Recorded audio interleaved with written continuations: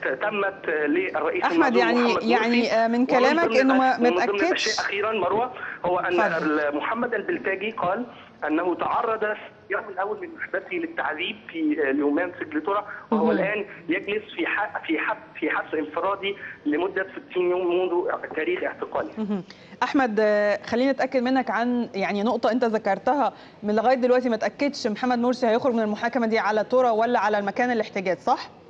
لا، وغير هدومه ولا لا؟ السؤال الذي يعني يثير كافه المتواجدين وكله يتساءل، يعني وسائل الاعلام الاجنبيه ووكالات الانباء، هل يقصدون ان يتمكن المحامون من زياره المحتجز، من زياره المتهمين في اماكن محبسهم اي ليمان سجنتورا بما فيهم الرئيس محمد مرسي، ام فقط المتهمين السبعه المتواجدين والحاضرين والرئيس مرسي يظل في محبسه الغير معلوم؟ طيب احمد، الجلسه الاولى رفعت مدى يعني حقيقه. تمام، الجلسه الاولى رفعت عشان يعني قاضي المحكمه طالب بضروره ارتداء مرسي لملابس الحبس الاحتياطي. لما اعيدت الجلسه مره اخرى كان لسه بالبدله اللي انت قلت عليها؟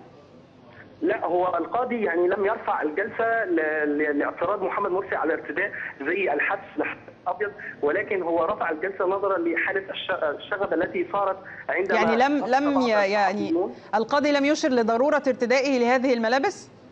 ملابس حبس احتياطي؟ لم يشير له على ضروره ارتداء الملابس السجن الاحتياطي، وكانت هذه نقطه جدليه قانونيا. يعني يقال هل الرئيس المعزول محمد مرسي يستحق ان يرتدي الزي الابيض وهو لم يتم توجيه